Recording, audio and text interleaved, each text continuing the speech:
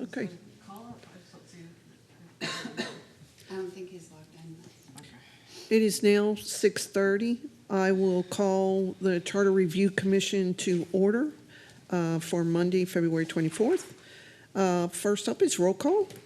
Ms. Ford? Here. Ms. Knight? Here. Let's see here. Mr. Kirkwood? Here. Mr. Walsh? And Mr. Glicker. Is he here? I'm here. There we go. Okay, a quorum is established. Mr. McCutcheon is out this evening. Okay, moving on to item number 2, approval of minutes. Did everyone have a chance to review the minutes from the last meeting? Do we have any changes? No changes? Motion to accept the minutes. Oh, wait. Motion to accept the minutes. Okay, we have a motion. Do we have a second? Hold on. You're seconding? I'll second it. Okay, we have a second. And so, do we have comments or concerns here? Jim McCutcheon was here. Not the last meeting. He was here. Was it? No, he was absent the last meeting. Okay. Yeah, Never mind. okay. Okay, so we have a first and a second. All in favor, please say aye. Aye. Aye. Aye. Anyone opposed? The ayes have it. Okay. Motion passes 6-0. All right, moving on to item number 3, citizen comment period. Do we have any citizens? Seeing none, we will close the comment period. All right, moving on to item number 4, staff reports and presentations. You want to go, Amy? We can, yeah. All right, good evening, Madam Chair, Commissioners. I'm sorry. Did you want me to start with, because we said we were going to go with 4 first? If the board wants to start with item number 4, we can do that. Or Okay. if the chair wants to, we can take them out of order. We just need to let the staff in the back know that we're taking them out of order. Okay, I think the general consensus was to do number 4 first. So I apologize. We're moving to item number 4. Consider approval of recommended changes to Articles 1, 2, and 3. Okay, and then I think Jennifer is going to attempt to share the red line that we've put together on the Okay. screens Okay, so that we can see it as we're discussing it. okay, thank you.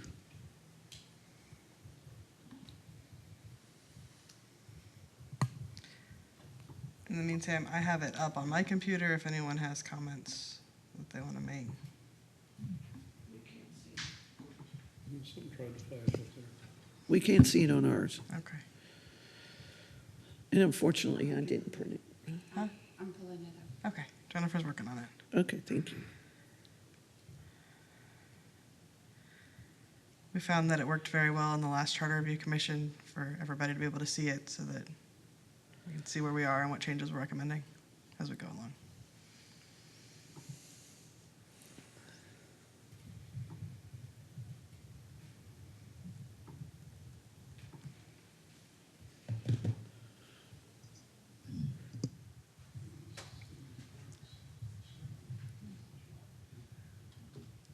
There we go.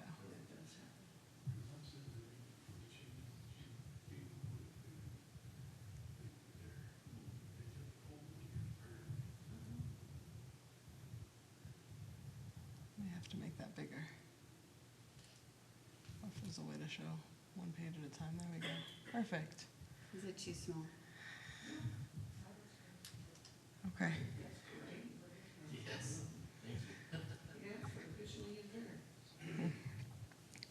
So the first change that I think I made note of in here from the last time was 1.07 on the annexation and disannexation. And basically, we just stated that city's authority to do it in accordance with state law. And I think that was the suggestion because of all the frequent changes in the law on that issue. Okay. Commissioner Knight. I move that we accept the changes as written. Second. All in favor, say aye. Aye. Aye. So we want to go through the changes to Article 3 individually or go through all of them first? Individually? Okay. Individually. So the next one is 3.03, I believe. That's the term limits.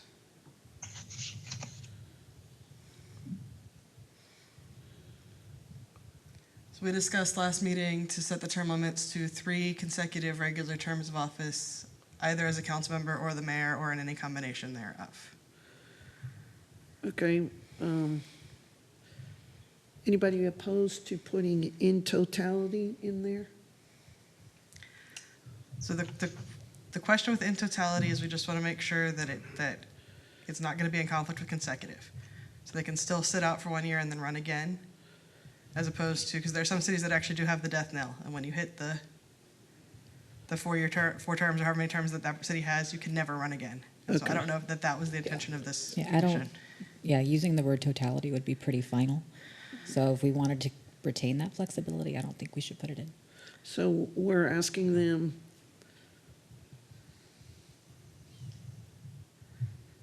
so they can serve 3 consecutive terms as a council member and then 3 consecutive terms as a mayor? No, No. it's 3 consecutive terms as a council member or as the mayor or in any combination thereof. Okay, So they could do 1 term as council and then 2 terms as mayor, or however they wanted to, as long as it was 3 total. But then they can come back. And then they'd sit out for a year and then they could come back. okay. Commissioner Knight, I move that we accept the changes to 3.03 term limits. do I hear a second? I second. Motion by Commissioner Knight and seconded by Commissioner Ford. All in favor, please say aye. Aye. Okay, motion passes 6-0. And the next change is in 3.04 toward the end, and this is for the, back up a little bit, Jennifer. This is for the, if a term is vacant with less than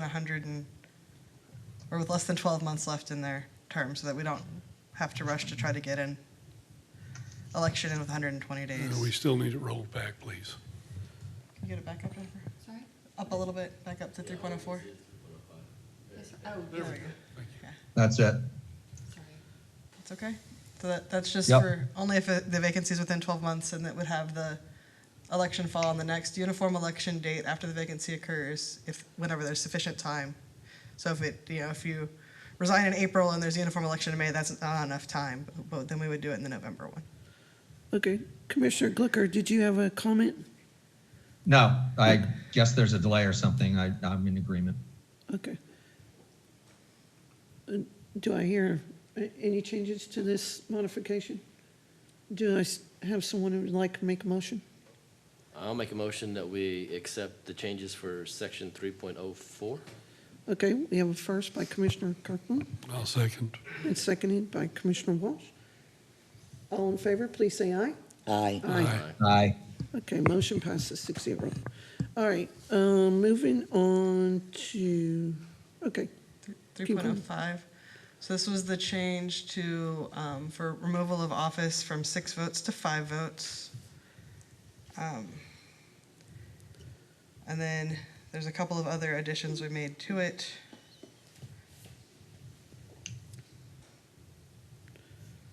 Including language about the city manager's appointment being governed by 7.01. I did find a typo in that.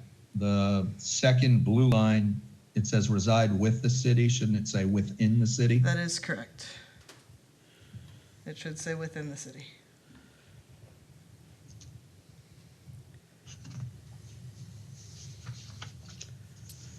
okay. Are we sure we want to stay with 5 affirmative votes? I'm good with 5. 6 is impossible.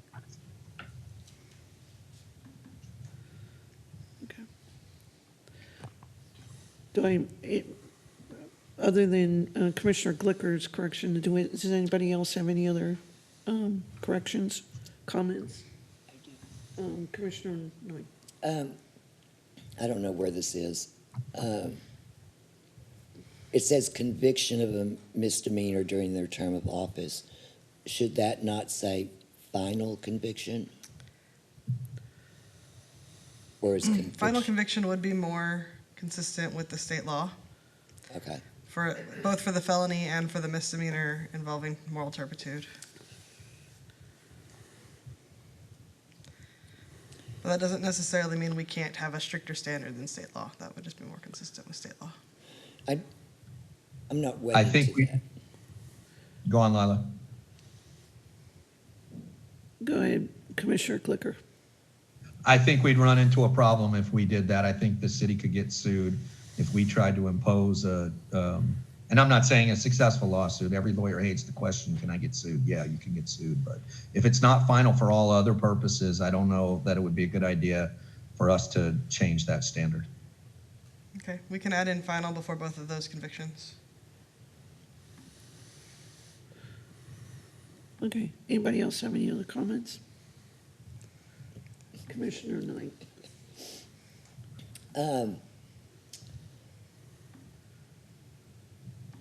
It says, officers or employees of the city appointed by the council, except for the city manager, may be removed by majority vote at correct. any time.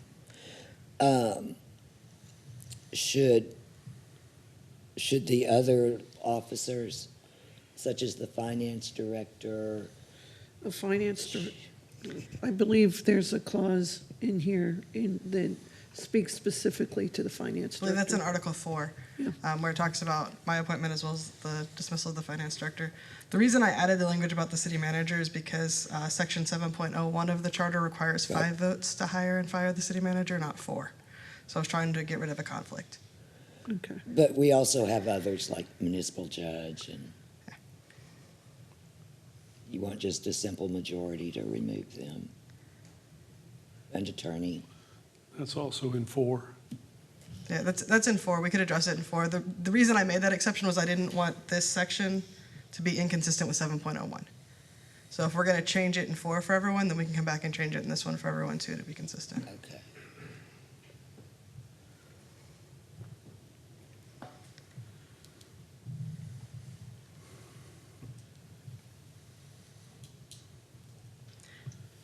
And because I'm one of those affected people, I am not recommending that we change it. That is entirely a commission conversation.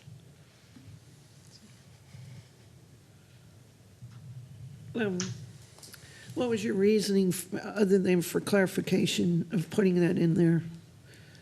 The city manager issue? Uh-huh, Because I don't want the argument that it's inconsistent with 7.01, because without the city manager being referenced there, it says officers or employees of the city appointed by city council may be removed by majority vote of council at any time.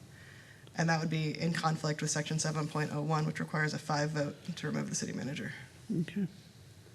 So we would either need to change 7.01 or change this one. My recommendation was to change this one. Keep it consistent.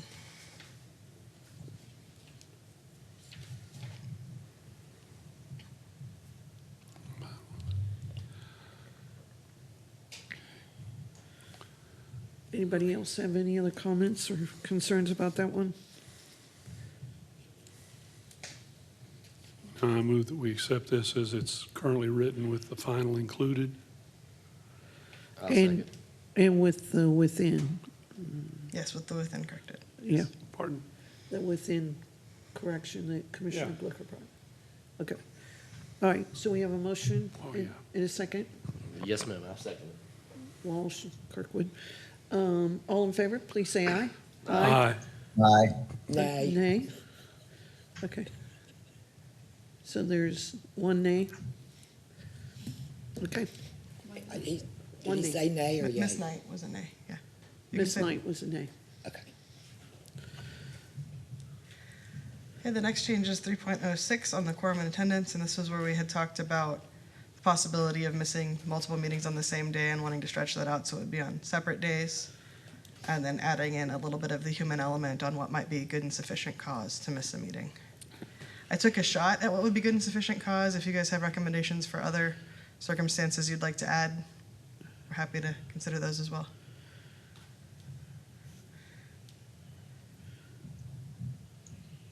I don't think we need to get too bogged down in it. I thought your examples are pretty good, and that fact that, includes but is not limited to would give the enough flexibility that we don't need to overburden this phrase with a lot of language.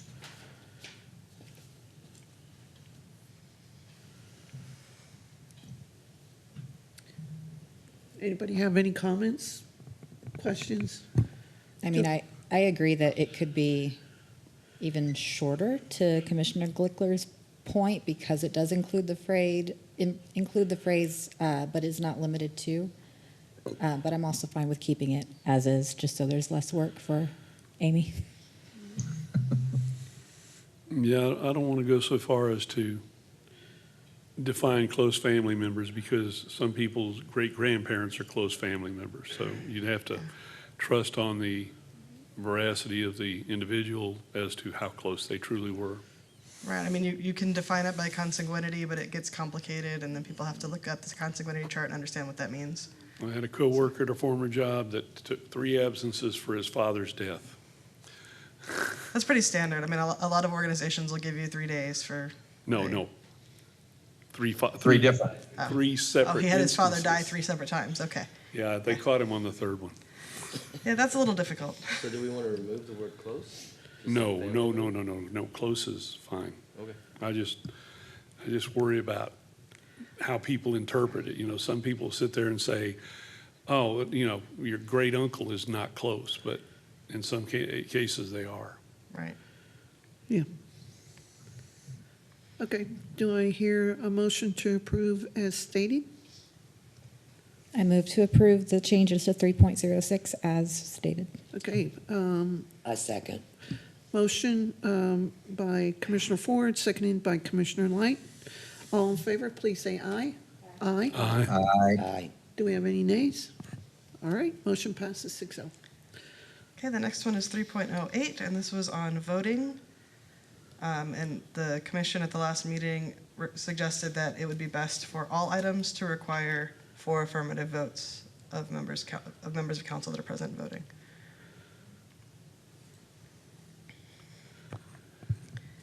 Do we need to make a statement in there as to tabling it for another meeting, or is that No. advisable or not? I don't think it's necessary. I think that's basically what would happen by nature. I mean, if it gets 2 and 2 and it doesn't pass, then it would fail, and so they could either bring it back to reconsider or they could make a motion to table. Okay. Yeah. Yeah. Anybody have any comments or questions about section 3.08? All right, do I hear a motion to, Move to accept. motion by Commissioner Walsh, I'll second. seconded by Commissioner Kirkwood. All in favor, please say aye. Aye. Aye. Aye. Do I have any nays? All in favor? Or, I'm sorry, so that was 6-0, I'm sorry. And the last change we discussed last meeting was 3.09 for compensation. I put in the changes that we discussed. I'm not sure if we were finished with that conversation last meeting or not.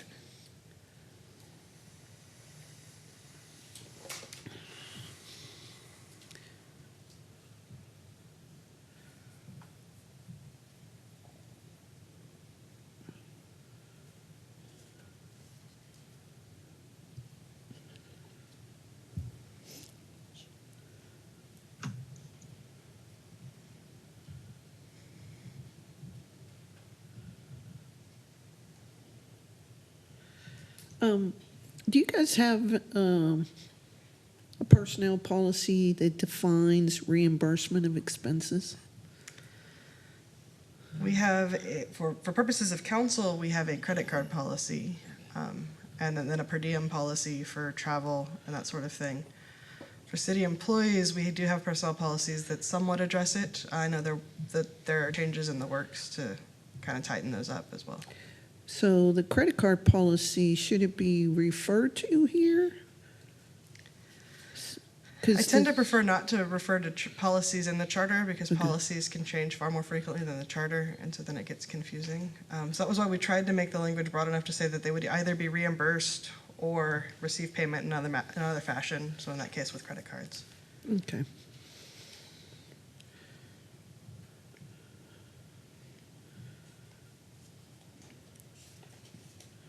I think the main note that was made for adjusting the language is just to add the flexibility to include something like credit cards. So if we feel that the language is such that it does provide that flexibility, I don't see any further need to change it. See,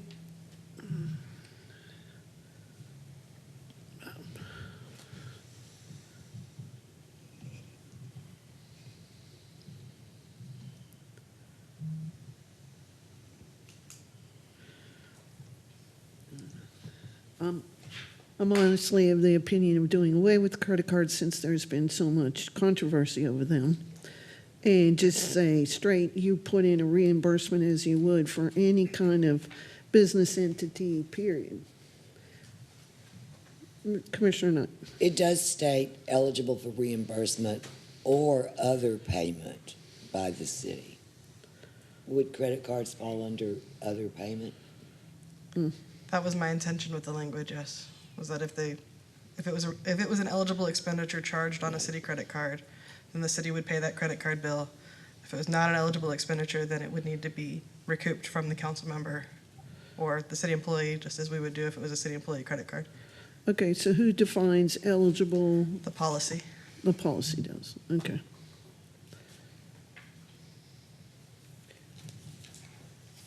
Any other comments, or concerns?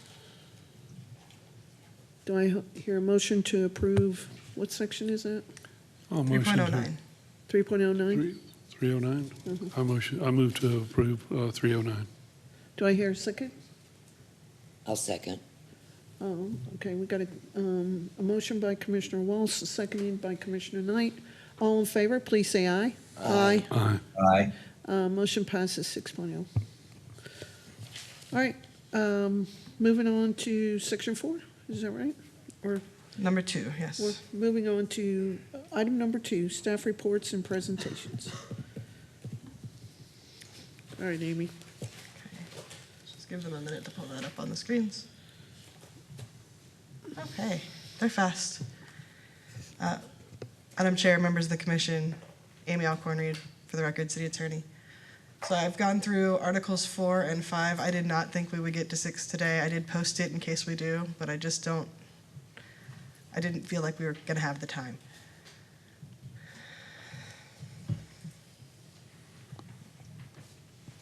Okay.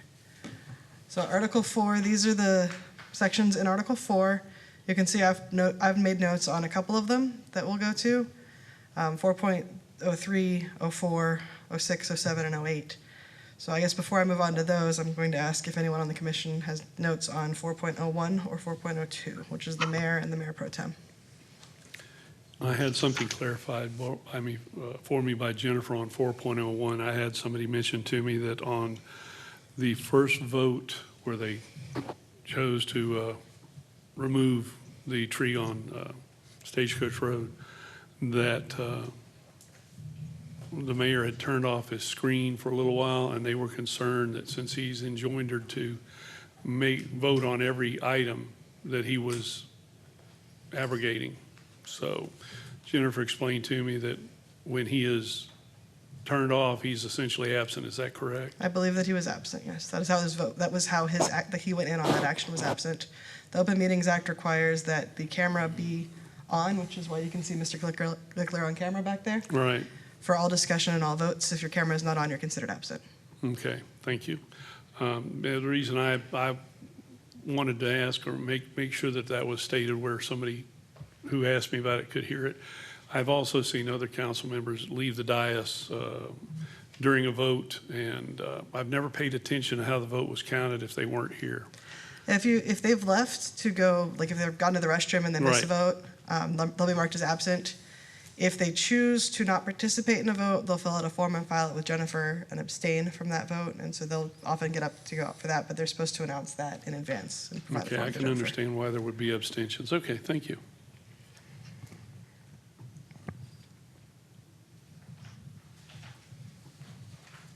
Any other comments on 01 or 02? Okay.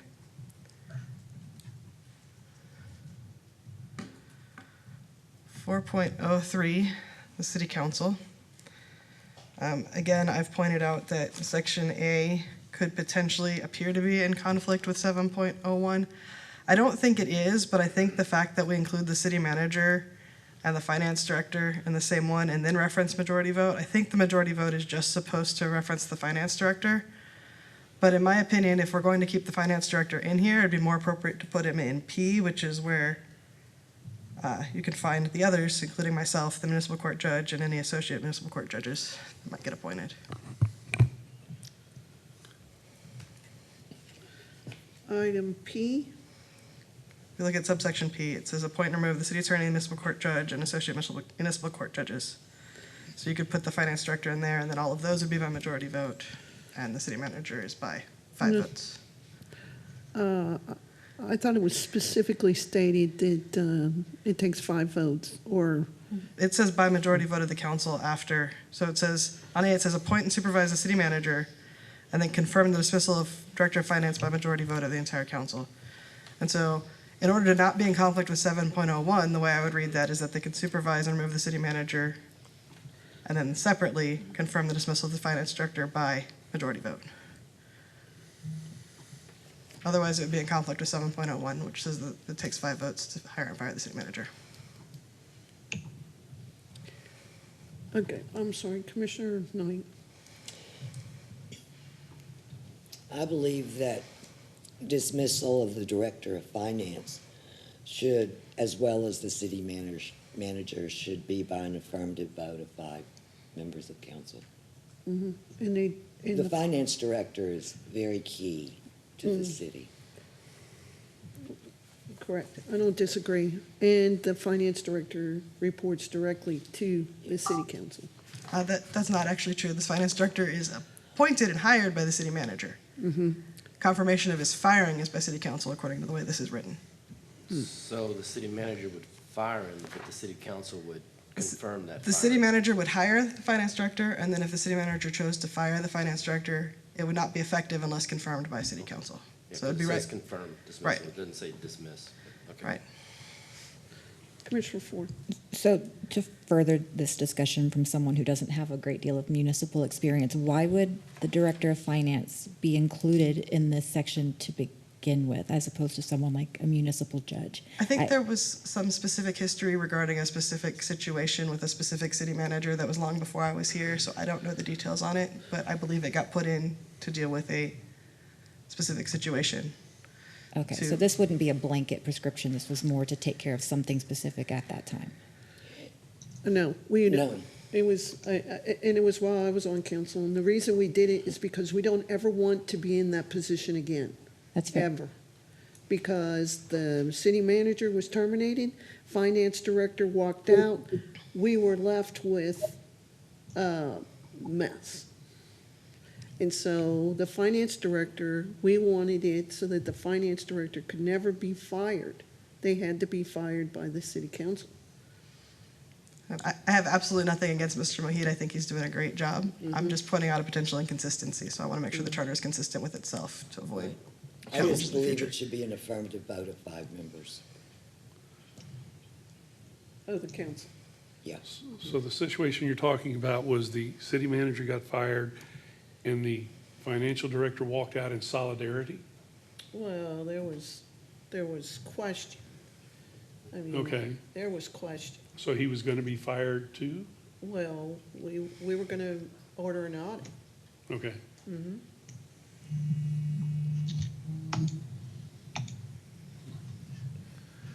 There was some questions that we couldn't get answers, and the city manager would not give them to us at that time.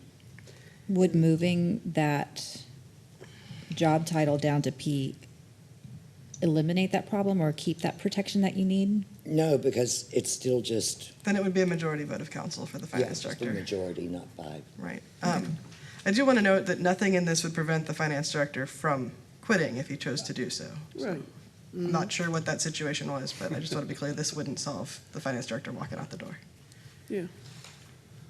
So are you thinking that maybe we could move the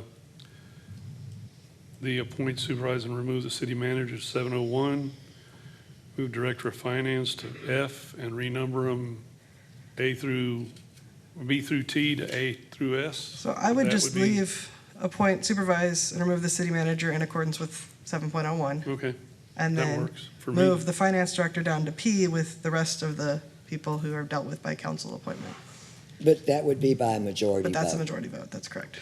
No, And some of us feel strongly it needs to be 5 votes. yeah. And that's the commission to recommend, that was my You strongly intention. feel it needs to be what? 5 votes. 5 votes to get rid of the finance director, Yeah. to remove him. And it needs to be done by the city council. Yes. Which leads to the question of, would you want the city council to be involved in the hiring of the finance director as well, or simply the termination dismissal? Um, Just so that I know what's being recommended. I want to make sure I put it in correctly. But we're not on the finance director section yet, right?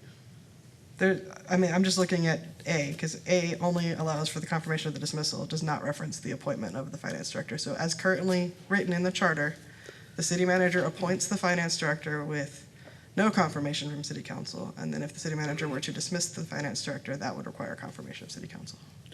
Yeah, I'd like to see them independent.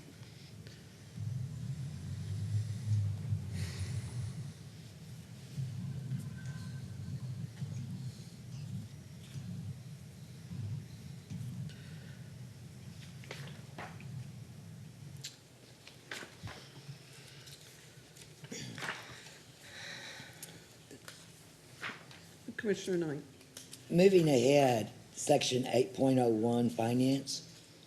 That one's not posted today, I know. Oh, but it doesn't talk about how he's appointed. how he's appointed, right. And because it doesn't, the assumption is that he's appointed like all the other directors, which is by the city manager.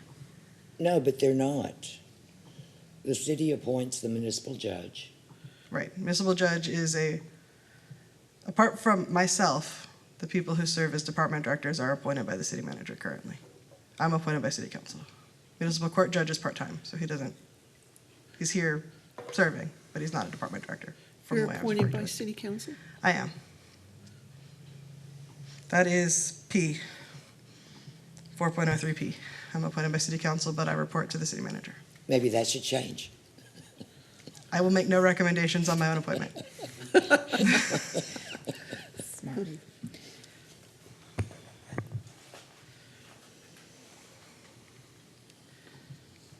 And then I also pointed out a potential inconsistency or confusion with F and T because both of them talk about appointment of boards and commissions. And F is kind of wordy, and to be honest, I'm not really sure what it's trying to say, which if I'm not sure what it's trying to say is concerning to me. So, I can explain that. okay. And maybe we can fix the wording so it's a little easier to understand. Well, in the past, the mayor nominated all the members to boards and commissions, but they had to be confirmed by a majority of the city council. And we had a mayor who did not want that responsibility, so it was taken out of the mayoral duties. And instead, this is where it gets confusing. Provision F really refers back to when the mayor made the nominations. And then S, was it T, S, no, T. T, that was the confirmation of nominees by the mayor. Okay. So it's kind of a. They didn't take out the redundancy. The part that I got confused with was this whole idea of if an appointment has been considered at 2 regular meetings and no recommendation has been made, but I guess that's by the mayor. Yes, Okay, so that makes more sense. That's not the process we follow currently, so I would recommend changing it to, yes, I would say just, and it's confusing because it says provide for boards and commissions. and it doesn't say, there's nothing in the charter that says the mayor's required to recommend an appointment. And so Right. changing it doesn't violate the charter, but it causes this confusion. It could just read provide for boards and commissions as deemed necessary by the council. Right. And then we could leave T to say it would Period. appoint the members. That'd be okay too. Yeah. It just needs to be shorter. Okay. I appreciate the history lesson tonight because I was trying to figure out what this said. So I appreciate it.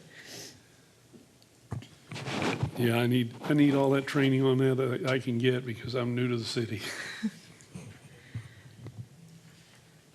And then the last thing I pointed out was R, looking at clarity, because it's, again, really long. And sometimes you have to think about exactly what it is that was the goal with the language and make sure that we're meeting that goal. I do have one question, if you don't mind. Section K, exercise police powers. Can you give me an example of what that would Police entail? powers is a common term. It's not referring to Kyle PD. It's public health and safety, sort of, typically public health and safety, protecting the life, health, and property of the people in your city. So that would have been like back in, I dare say this, but COVID.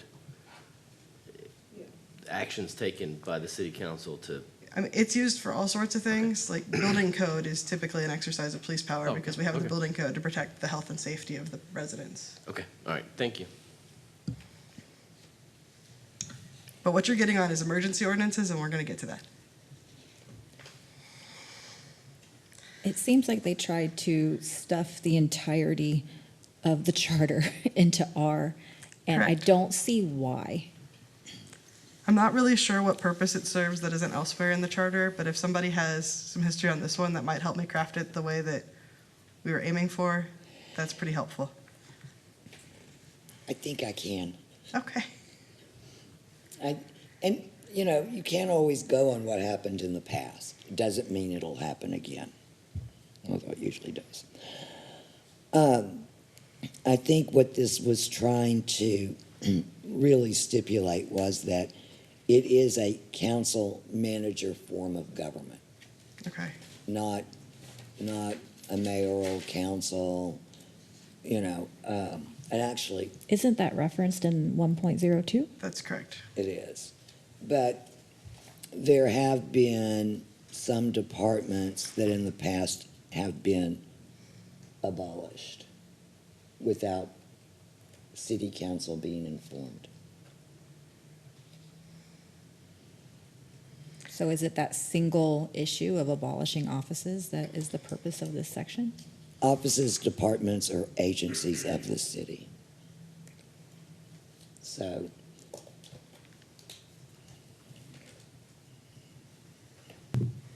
it puts a little restraint on the city manager. He can't just run, That's he can't pretty deep become in here, so Doge, if okay? if that's all we're looking for, maybe we remove some of the rest of it and just leave the part that it is we're looking for. I did feel like it could be broken up into at least two sections. I looked at it a little bit. I couldn't figure exactly how, but it seems like there's two things in there that you could separate into one. If you want, I can kind of wordsmith that one and try to get to something that's a little bit more clear and less verbose. And then I think that just leaves us with the conversation about the finance director, which I'm not getting a feel for which way this commission's leaning, so I might recommend that we think on that and bring it back next meeting. Yeah, I'd move to table that till the next meeting. Yeah. I would table it as well. I'm not interested in putting it in P. I'm interested in more defining a section that speaks directly to him. So I could draft it both ways, and then Okay. we can look at it at the next meeting, maybe put it on as its own item to talk about. I appreciate it. Okay.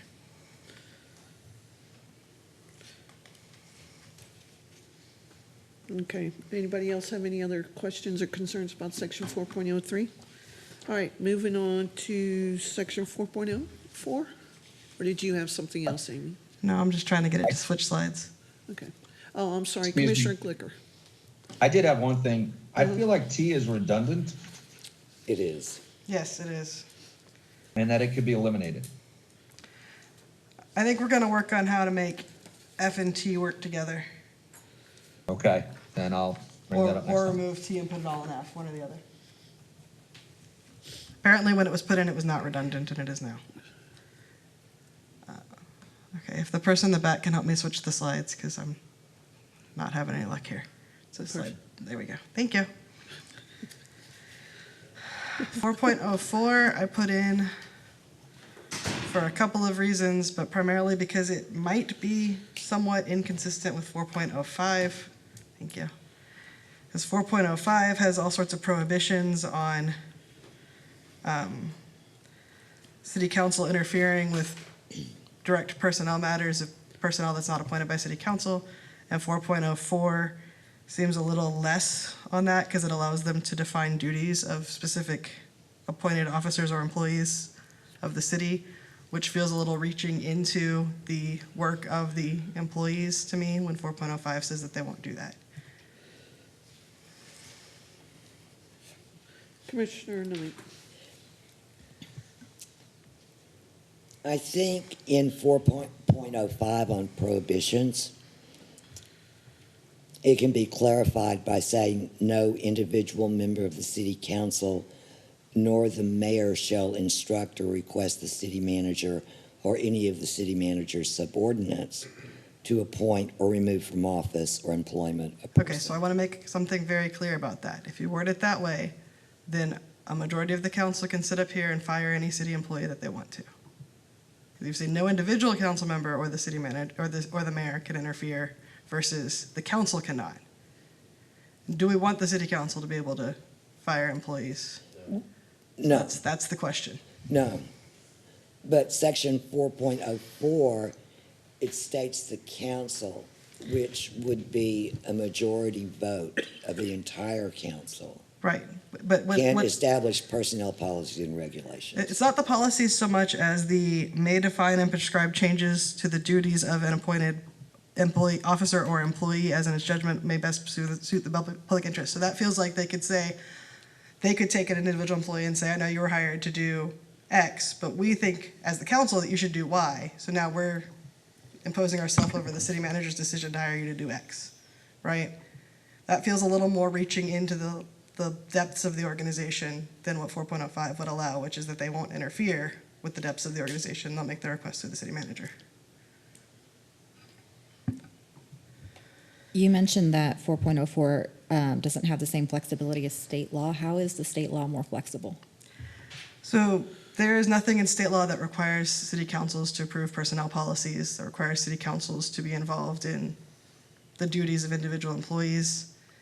In a lot of council manager governments, that is all handled by the city manager, and he informs the city council of these are the policies I've approved. Here, if we want to approve policies, the city manager recommends them, city council approves them. That's not necessarily bad, that's just different.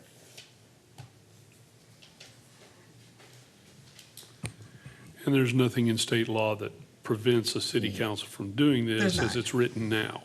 Right, there's not. The charter just says that they have to. So I try to point out where things are inconsistent within the charter and where things are maybe less flexible than they could be. I think this may have been included so not to have so much power within the city manager. I'm okay with not concentrating power on an individual.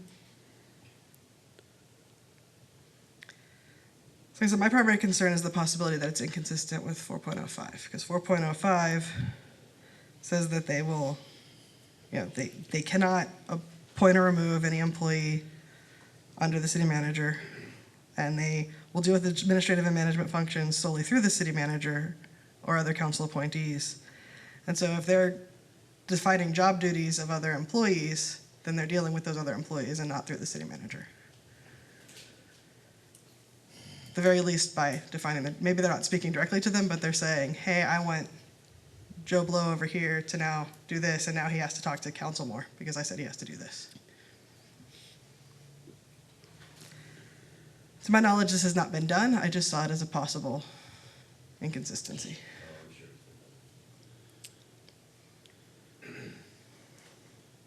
Under 4.05, where it says except as provided for section 4.03, blah, blah, blah, the city council shall deal with the administrative and management functions solely through the city manager. Right. And shall not give directives to the city manager's subordinates. That's really the most important part of 4.05. Yeah. Because that's happened in the past. Right, and I just think if they're dealing with the administration solely through the city manager, then they wouldn't have the authority to define job duties of employees who are not appointed by them. If that makes sense. When I read the two one after the other, I went, wait, that doesn't make sense. Yeah, it doesn't. They can assign job duties, but they can't. Yeah, it is confusing.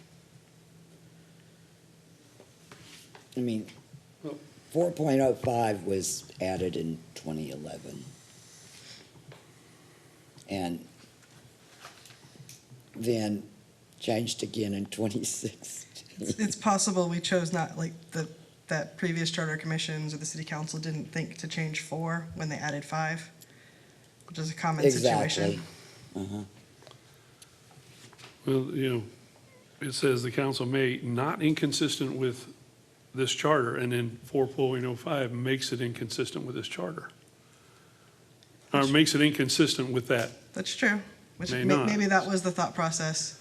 Well, But having them both in there just leads to confusion. If somebody goes and reads 4.04 and says, oh, well, the city council can change duties and assignments of employees, and then they don't read on to 4.05, they don't realize that it's inconsistent. Just trying to avoid confusion. So does 4.04 need to just be removed? no. Not the No, whole no, no, section no, for no. sure, but Okay. potentially some of the language about duties of employees. What if we removed the first sentence under 4.05? Like 4.05? No, but No, I don't like that. So that's putting the council more into the, Okay, Decisions. based on the discussion here, I'm thinking that what we need to remove is the sentence, the council may, not inconsistent with, and just remove that whole line down to public interest.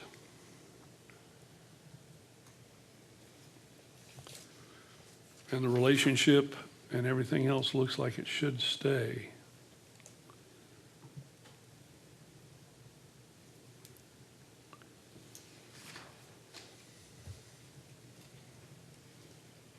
Am I overstepping on that? no, that's a perfectly valid recommendation. If- The first sentence says that they're going to establish the personnel policy and regulations and the duties, responsibilities, and authority for each appointed officer and employee of the city, It does, that's not true. inconsistent with this charter. So basically, they're setting that the job duties for each job in the city. Well, that's after the direction of the city. Are you talking about the first line in that? The very first 4.04? sentence. After hearing the recommendations of the city manager. Yeah. Well, that's consistent with them not interfering with that's consistent with them not interfering. I mean, they're hearing it from the city manager, then they can go ahead and set the policy or establish personnel policies and regulations. But they're doing it through the city manager, which is, that's pretty much what the 4.05 says. And how would that affect section 4.03P? It would not, because those are council appointments, so those are appointed officers of the council. And when it says that they'll deal with only the city manager, it says, or other council appointed, or other council appointees, and other council appointees. Okay. I have a question. Commissioner Knight. This is the article for the authority and limitations of the city council. So why do we have a section 4.04 that addresses duties of officers and employees? Honestly, that title is very odd for It doesn't make what sense. that provision is, because it should be, maybe direction of officers and employees or personnel policies or something along those lines. There are a few titles in here that are a little odd.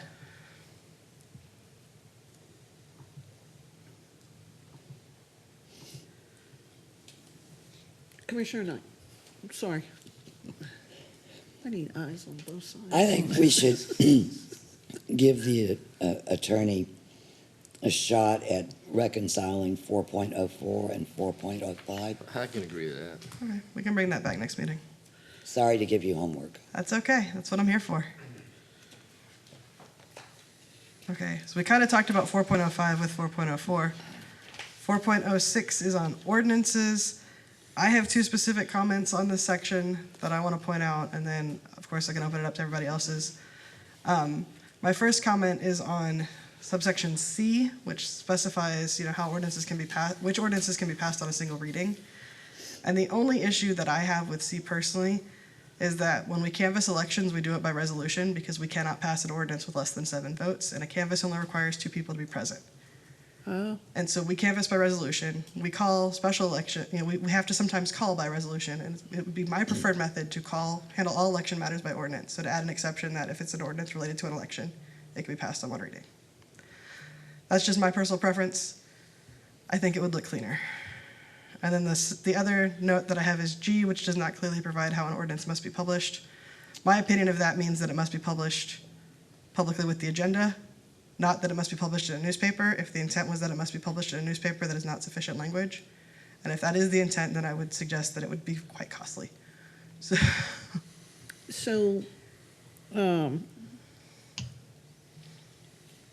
since the industry is changing, as far as newspapers, what is the preferred method of notifying and publishing to the public? So the way that I have read this is that we put it on the website with the agenda. We publish it to the website, people can see it, they can look at it. We have, copies available if people need them. Okay, what happens if, so we're not concerned about the residents that may not have a computer, or? If a resident didn't have a computer and they would have to, logistically, you can't publish the entire ordinance in a newspaper. Right, So what you would publish in the newspaper would be, this ordinance is available at the city secretary's office, and a resident would have to come to the city secretary's office and request a copy of the ordinance. The same thing would happen with the agenda. It's on the agenda. If you want a copy, you can come in and request a copy. so if the tract of land is changing, are they still putting the signs on? This is not specifically for zoning. That is set by state law. Okay, So those would be published in the newspaper because state law requires them. This says all ordinances has to be published by second reading. Currently, we publish them on first reading with the agenda, and then again on second reading if they go to second reading. Just doesn't specifically say what published means. I've given my interpretation of it, and I'm comfortable with continuing to do that. But if that's not what the residents wanted or what this commission wanted, I want to let you know that's what it says, in my opinion.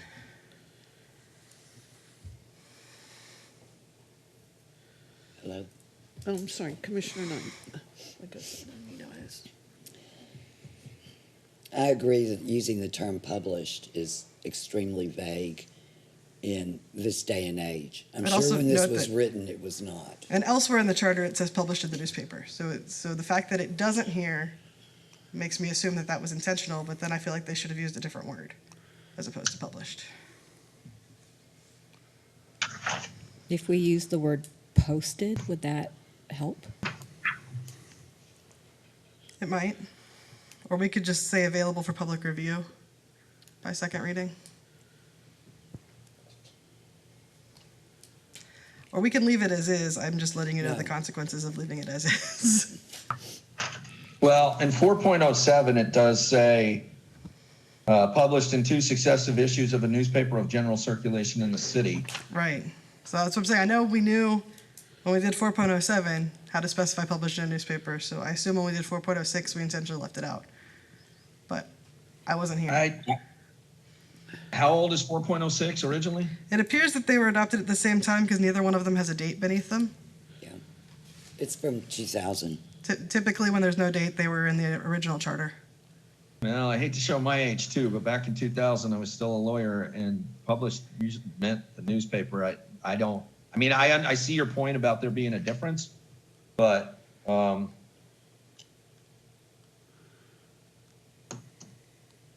don't know how much work that would put on the city in terms of working with the Hayes Free Press. Cost. It would be very costly. Okay. Well, it does say the general subject matter and caption, Yes. and not the entire ordinance. And currently, we publish the entire ordinance on the website. So if you want to see it, it's available on first reading. I think that needs work. I agree.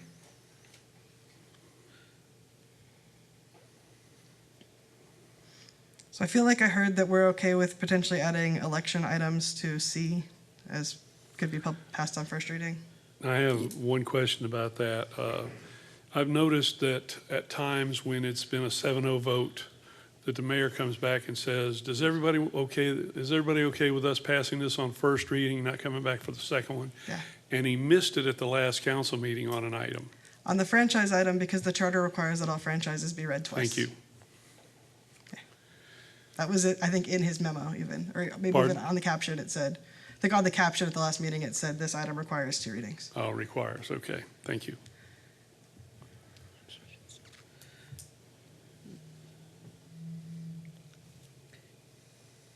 Anybody else have any other comments, direction for? All right, moving on to section 4.07. 4.07 is the emergency ordinance, and I'm bringing this one up because it's cumbersome. It's very difficult to pass an emergency ordinance. And if we were in a situation where a council member had resigned and the spot was being left open till the next general election, right, or the next uniform election date, we'd only have 6 for, say, 3 months, maybe 4 months on the dais, which means we could not pass anything by 7-0 vote. Because it doesn't require unanimous vote, it requires 7 affirmative votes. And so in those some situations, it might be nice to be able to have an emergency ordinance process that might be a little bit less cumbersome. I went and looked in our records, and the only emergency ordinances I could find were from COVID, going back about 20 years. Commissioner Knight. I don't think we need most of this. Maybe the first 2 sentences, and after the first sentence, just say, in accordance with state law and the Open Meetings Act. I can tell you how a lot of city charters do it is like either a motion of the mayor or a majority of council. It can be passed on emergency, something like that. But it is addressed in the Open Meetings Act and state law, Colleen. For one reading as opposed to 2? To adopt emergency ordinances. I just took the Open Meetings Yeah, I mean, Act. to an extent it is, yes, but the difference between 1 reading and 2 readings would not be. So I would just make the note that to pass it as, if you left it there, then it might still require 2 readings unless you make a note that it only requires 1, somewhere in there.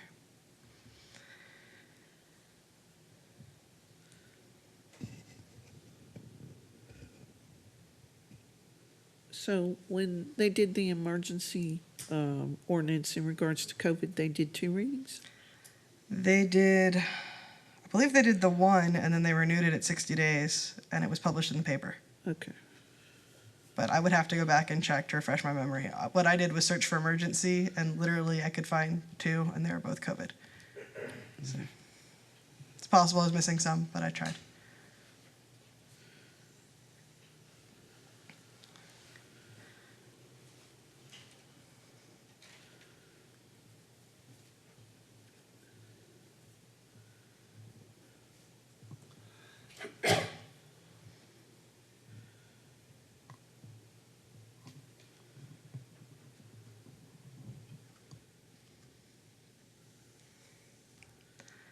Anybody else have any other comments other than that section needs work? Do you have any comments on how the commission would like to handle emergencies? In accordance with I- state law. Sorry, Lila. Commissioner Glicker? I kind of like what Lila said. I think shorter and then compliance with state law.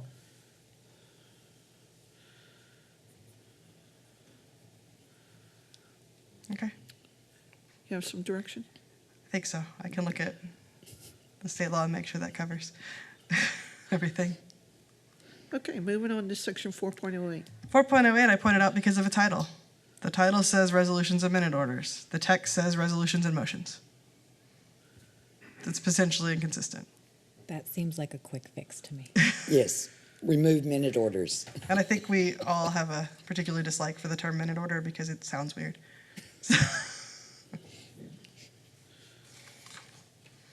Okay. All right. I think, I think that's the end of Article 4. I don't think I've left any other. okay, moving on to section 5.0. 1. So these are the sections in Article 5. There are so many sections in Article 5 that I have to have a second slide to list them all. The first one I had comments on was 5.05. If anyone has comments on 5.01 through 5.04, please let me know. Commissioner I Knight? do. All right, Glickler does as well. all right, Commissioner Glicker, we'll let you go first. Thanks. Sorry, I know this is cumbersome, but 5.02 subsection B is no longer relevant. I think you should remove it. We could. I agree. Okay, And Commissioner Knight. in A, shouldn't it read, the city election shall be held annually on the first Tuesday in It's November? the first Tuesday after the first Monday, which is why we said in accordance with state law. So you can never have an election on November 1st. How about the uniform election date? The uniform election date in November, that would be okay. There are uniform election dates in November and May, so we would just specify November. Do we need to That works. reword section B, or do we need to eliminate it entirely? Section B was put in because we switched from May to November, so it was explaining the process to switch from May to November. It is no longer necessary. All of them have been elected in November now, at this point. I Commissioner think you can remove it. Knight, then Glicker. Lyle, We have been, maybe it could just be edited, because right now we do elect the mayor, District 2 and 4, and then 5 and 6, and 1 and 3 together. We could specify that. Yeah, and I don't know if they're districts or places, but it doesn't I matter. believe they're districts. Single-member districts. But then get rid of the rest. So we would just say alternating years with districts 1 and 3 on the same year, the mayor, and districts 2 and 4 on the same year, and districts 5 and 6 on the same year, something along those lines. Commissioner Glicker. I'm fine with that. Okay. Any other changes in section 5.01 through 5.04? Commissioner Knight. I think they were just, since this is all about elections, instead of just saying by law of this charter, can we just say the Texas Election Code, the Texas Election Code? I want to agree with that, and then I'm going to agree with that, and in 10 years, they're going to change it from Texas Election Code to Texas Elections Code or Texas something else. And I have another, under 5.04, can we just keep the first sentence and delete the rest? Because we don't do that anymore. Technically, we do. The county appoints them and we approve them. But I don't disagree with your decision to leave it just the first sentence. I just want to make it clear, we do currently comply with this, and we just comply with it in kind of a weird way.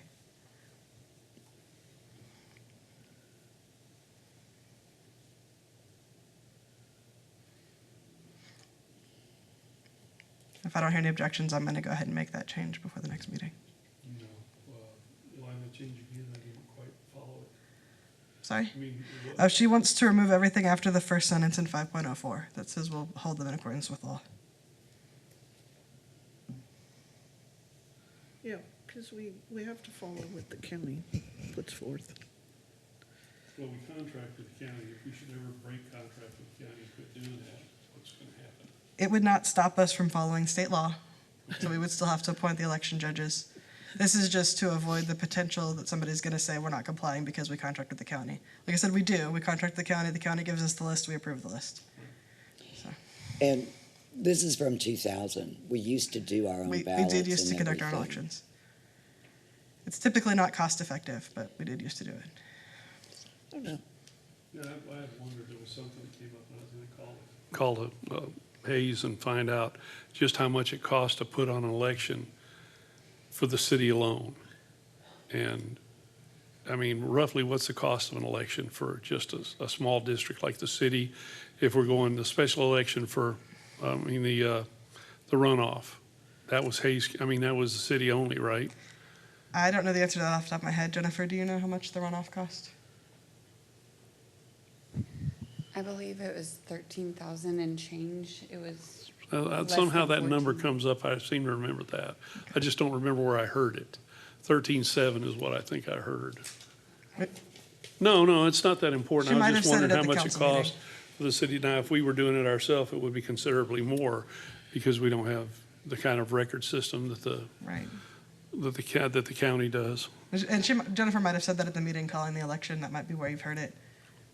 When we called the runoff, she might have told council how much it cost, so that might be Okay. where you'd heard it before. Maybe. I She think that's probably where I did. heard it. We get an estimate before the general election. We don't get one for the runoff. And it always depends on how many other entities are having a runoff. And then we just divide costs because we have a joint election agreement. So we do share costs with other entities in the county that are having a runoff. Okay. But Thank you. we don't buy our own machines. We don't, train our own election workers. All of that would be costs that we. And I've worked as an elector, I've worked the polls as a poll worker, so yeah, I can understand that, we don't really want to get involved in that kind of cost. I think we always need to have the option in case we need it in the future, but I don't think we want to say that we have to do it that way either. Okay, so if that's all in is that all in 5.01 through 5.04? I believe so. Okay. All right, moving on to section 5.05. 5.05 is similar. The 5.05D says that each candidate will file such application as required by ordinance. They file the application required by the Secretary of State currently, just for consistency, ordinance or state law, or something along those lines. Secretary of State has a prescribed form for candidates. Is it any different than our form? We've adopted it as our own form Oh, we have. because Okay. it's required, Okay. but I don't want to have to re-adopt it. I'd rather it just say as required by law. I think, Ms. Knight has a Are we on- comment. Oh, are we on 5.05? Yes. Yeah, I wrote down at the end of D, you could add the phrase, "and any other document required by applicable law," something like that. Yeah, that Commissioner works for Knight. me. Under 5.05C, we have, because I know redistricting is going on. And it'll take a while. Instead of saying a candidate for place 2, 4, or 6 must meet residency requirements, can we just say a candidate for a single-member district? So while we can do that, there is nothing currently that would allow us to district a 4th district. So currently, the redistricting will be in compliance with the charter, which is 2, 4, and 6 are single-member districts, and the others are at large. That's what's in the earlier part of the charter we talked about last meeting. I think it was Article 2. Yeah, the intention right now, what I understand with the city council, the intention right now is to maybe resize the districts, but not change the numbering, not add another one yet. We- We we- can't do that until 2020, after the census. We can't add another single-member district without an amendment to the charter. The charter Ah, lists that okay. 3 are at large, 3 are single-member, and 1 is the mayor who's at large. And if we did do redistricting that changed it, we would have to change the We would charter. have to change the charter first. So right now, if we do this redistricting process, if we continue the redistricting process that's going on, they need to redistrict the 3 existing single-member districts, and then they would have to come back when a 4th was added and do it again.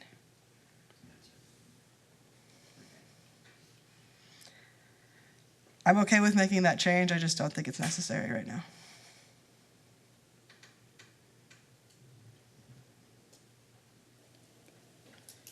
Commissioner Knight.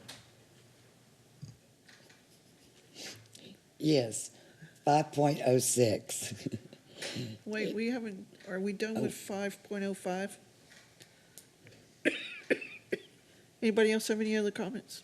No. Okay, Commissioner Knight.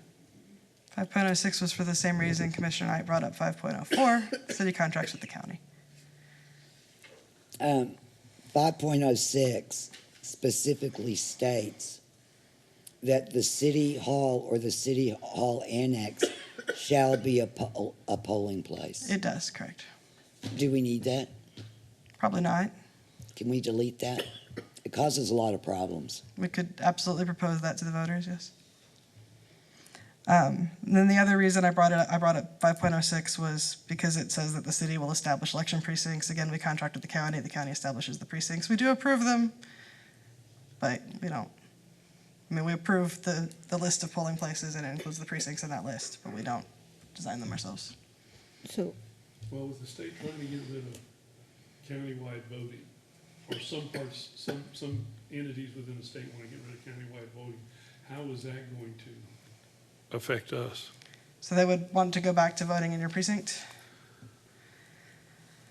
It will make our elections more expensive, but that would be up to the county to handle. So they would have to make sure that there was an election location in every precinct if the state went back to the way it used to be when you used to have to vote in your own precinct. So there had to be at least one location per precinct.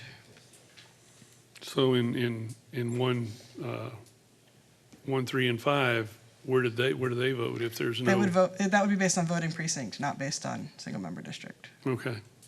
Oh, precinct, okay. Oh, my gosh. right? Yeah. That's insane. I did think that we could possibly put in there at the end of the first sentence, something to the effect of subject to interlocal agreement with Hayes County. Yeah, we can put some language in that the city or, entity that runs the elections or however we want to handle it, we can do that. I just don't want to be inconsistent with we're not drawing our own precincts, we use the county precincts. And I want to make sure that the charter doesn't make that wrong. so back to Commissioner Knight's point, we could change the language that no longer requires City Hall to be a polling place, but that does not stop us from choosing to do so if we wanted, right? Right. So in theory, if there was a better, more centrally located place in Kyle that the county wanted to use, they could. I think part of the reason it might be there is to try to guarantee that there's a location in Kyle, but I'm not certain about that. I have something to add, though. If we did have a non-uniform election, this establishes the place for that. Yeah.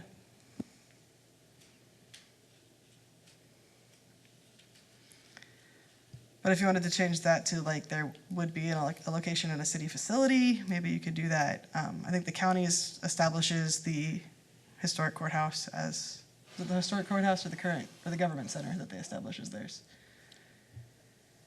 The main early voting polling place and the main voting place is the elections office. Okay. What? The elections office, the county elections office. Right. Okay. So I think the point Jennifer was making was that if we end up in a situation where we're holding a non-joint election, this charter provision designates that this would be the primary polling location. Or City Hall Annex, which I'm not really sure we have. What is okay, so what was the City Hall Annex when this was written? I don't know. Okay. This was written when the Krug Center was City Hall. So, Okay. I think. Yes, it was. And the annex was probably the old police station. Well, it was amended in 2020. This It was was- added in 2020. So no, it was not. It was written here when this was City Hall. And I'm not exactly sure what part was amended. It's possible there was a planned annex, but as far as I know, we don't have one. We have plenty of city buildings, but none of them are referred to as City Hall Annex. I'm okay with including wordage, a city facility of some kind. I'm just not in favor of removing any wordage that would sway voters' faith in having a close-by election place for local elections. If we moved it farther away or moved it anything other than City Hall, which has been historically the place to vote in Kyle, I worry that we would affect voter turnout. Well, I've got to say that the lines at City Hall were not conducive to a lot of people voting. The Elections Commission has a site you can go to and see what the waiting list is at various other sites. And we were consistently under 10 minutes, but we didn't get anybody, most of the early voting. And for the 23 election, we had at Euland, I was at Euland, we had a total of 186 people vote. That stuck in my mind. So over 2 weeks plus Election Day, 186 people come and saw us. They did a lot better this November.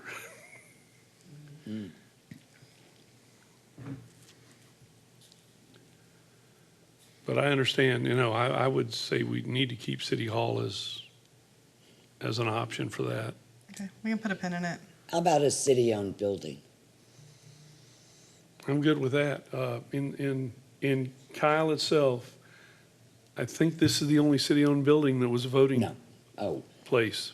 The library, I There was think, a was on voting place election over day. here down at Yarrington Road. I don't know who owns that facility. That's one of the Hayes CISD. I mean, it's one of the Hayes CISD And the Hayes transportation building. CISD right here across the road. The bus transportation depot. Yes. If I recall correctly, the library was an election day voting location. Yes, but the only public election library day. was open So on that was, But that was that, another okay, that is a facility. city-owned building, yeah, okay. I think I'll that's go the only along with other that. one, if I'm remembering correctly. I can't wait to see the lines around the library. I was there that day. They were impressive. Oh, boy. Okay, so maybe we'll entertain a city-owned facility and we'll bring that back and think about it. Okay. Okay. 5.07. This is one of those where there are two really long paragraphs and everything else is really short, and I'm not really sure why. And so I just wanted to note it. Like, two of them have a whole bunch of detail and two of them just say in accordance with Texas Election Code.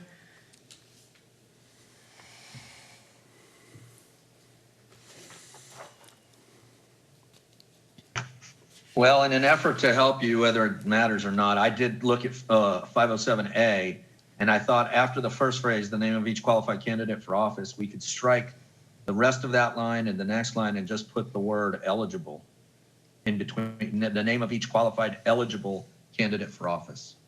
Correct. Would be one way to shorten it a little.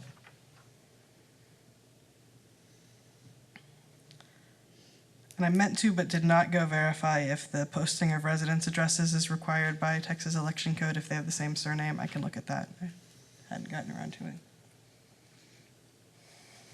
it. I would think that that would dissuade some people from running if they had to give up their address that easily. I mean, Maybe only people with weird surnames run. I don't know. Hmm? Maybe only people with weird surnames would run then. I don't know. I think an important phrase that's in A is without party designation. Correct. A lot of cities are going to partisan elections for their city council. Don't believe that's allowed by state law, but unless the law's changed recently. It- But well, it I'm might perfectly this happy to year. leave that in here. I think that may be the campaigning preference of some candidates, but that's not a city sanctioned allowance at all. That would be in violation of state law. That's the way I've always learned it, is that you can't put it on the ballot, a party, for any kind of city election. But I'm perfectly Let me happy to say leave that one- in here so that if the state law changes, we can still keep it. And as long as it's not preempted by state law, it would still apply. Commissioner Glicker. Yeah, I just, I mean, if you're running for public office, isn't your name and address on the application, Jennifer? Your name and address is on the application. If you choose to keep your home address confidential, it is not provided, I believe. Okay, there are other ways in public databases that, you know, if you're a homeowner and your name and address is on the appraisal district. So I wouldn't put a lot of concern about that dissuading if you're, you know, people running. oh, there are programs out there. I use one that I use in genealogy research called Truth Finder. And you can find out a lot about people there, but sometimes it's not always accurate. My suggestion would be that I'm going to check and see if that's what the state law requires if people have similar last names, and if it's not, maybe we discuss whether their home address is actually helpful in distinguishing which one is which or not, and whether there might be a better way to do so. Well, okay, in some elections, and I'm trying to remember if there was one here locally where somebody with a similar last name ran as I'm forgetting what the terminology is, a stalking horse to cut votes for the other person. Oh. I think that's the phrase for it. Could be wrong. Okay. But they put their name in there and they were paid to do it by the other party because they had the same last name. Because it was too similar to be, Yeah. right. And I don't know if putting the addresses out there is necessary, but sometimes it may look like it is. Yeah, I'm just trying to figure out if the address is the best way to tell the difference between two candidates with similar names, and I'm not sure what the best way would be. But if that's not required by state law, we could consider other options. If it is, we cannot, so I'm gonna look into that. Okay. if you would look into that then. And then D is also, again, very long. It has a lot of examples of how you will list the ballot language that I'm not sure if there's history behind that or not, but we would have to make sure that every single one of that example is consistent with the way the state law would require it, because we'd have to follow the state law. Commissioner Knight. I have a question about D, because especially for like bonds, doesn't the state now require the Attorney General to approve the language on the ballot? That is a great question for our bond attorney. I know the Attorney General has to approve a lot of things about bonds. I don't know that one specifically off the top of my head, Okay. but I can ask. I would prefer you do that rather than read the Texas Election Code. Last time I looked, it was over 1,200 pages. And my suggestion was perhaps we could do something to shorten D because it's very long, if that's something the board would like to do. I thought you could cross out the last phrase that starts with by marking a cross. We don't do that anymore. But the end of that sentence, but we don't even mark a cross anymore. We're using the electronic machine. So if you want it shorter, there's one way.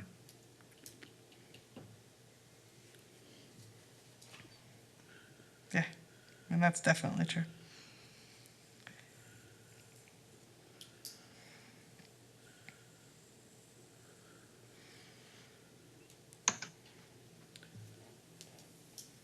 Okay. You guys have any other comments in regards to section 5.07? No? All right, moving on to section 5.08. 5.08, voters and voting. I'm just pointing out that this does not discuss the requirements for single-member district elections. And I don't know if we want it to or not, but it's not there. So I wanted to bring it up.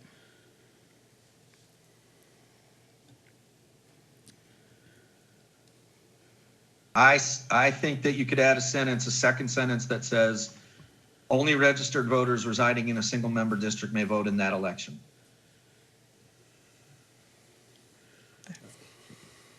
I think that's a good idea. Yeah.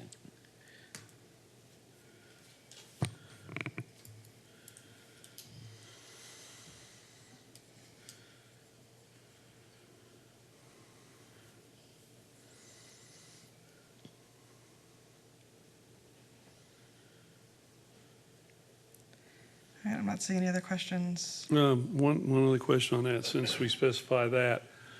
A lot of people don't realize that we have so many at-large candidates. Somebody called me, I cover the city desk in the afternoon on Friday, and somebody called in and they wanted to talk to the mayor and they wanted to talk to Rizzo. And I said, is this something concerning something to do with the city? I said, well, he said, yes. I said, well, you live in Rizzo's district, but you also have 3 other councilmen that you can call. I explained it to him. And would we need to put anything in here to make people aware that we have the at-large districts? I mean, it's in the charter defining the at-large districts. How many and people read the charter? That's correct. But I mean, your purview right now is the charter. Now, I think we have stuff on the website where we're trying to tell people who their representatives are. Yeah. I'm not sure what else we would need to put out. I think Okay, that's adequate, I suppose. I Yeah. feel like that's outside our jurisdiction. Right. Okay. The next one I have comments on is 5.12, so if anyone has, 509, okay, Commissioner Knight. Section 5.09. It says a tie vote shall defeat the measure. that's correct. That would be like a ballot initiative, bond election, anything that's not a But candidate. is that in accordance with the Texas Election Code? They have Believe so. bizarre ways of dealing with ties. Typically, the bizarre ways of dealing with ties are to deal with candidates. I think the opinion is if a majority of the citizens are not comfortable with a bond, it fails, even if it's tied. Okay. Whereas a candidate, if it's tied, goes to runoff, or there are all sorts of really interesting ways. In my previous city, they just settled one by drawing lots. So There are interesting ways to deal with ties for candidates. Okay, Well, that actually raises for me, should we add the word other in front of no, or after no in the second sentence? No other measure? Because we do have discussed the ties. We could. Previously, right? But here, where first sentence refers to the election of the mayor and the council members, the second sentence refers to any other measure, but on first glance, it's not really clear to me that. I could work on some things to try to make that more clear, yes. okay, 510, canvassing.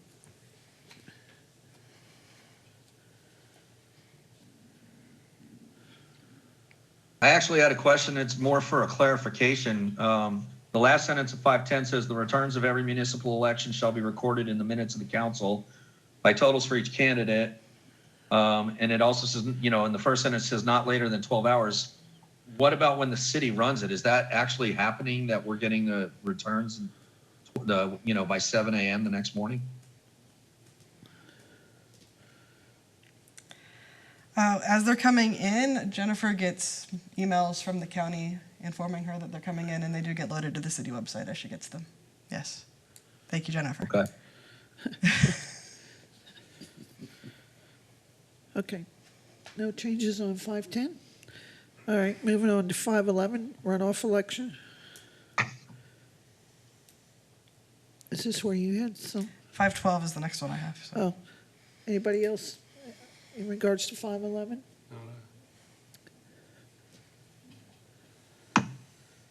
Commissioner Knight? No? Okay. Moving on to section 5.12, terms of office. 5.12 is another one that I think might be longer than it needs to be, because what it essentially says is that the term begins on the Tuesday after the canvass of the results in which you are found to have had a majority of votes. And then it goes into what happens if there's a runoff. The same thing, term begins on the Tuesday after the runoff's canvassed, where you have a majority of the votes. And so it just seems like it might be a lot of words to say the same thing. Doesn't There's an necessarily need to election, there's a change. canvass the next Tuesday. Whether it's a runoff or not, I don't think you need to specify a runoff election separately. Right, whichever canvass declares you to be the winner, your term Yeah. starts the next Tuesday. There you go. Yeah.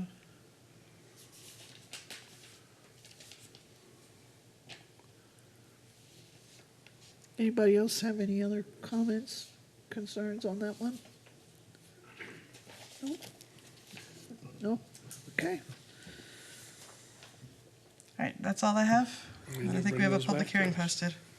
Okay, public hearing posted, so, So what are we gonna look at next session?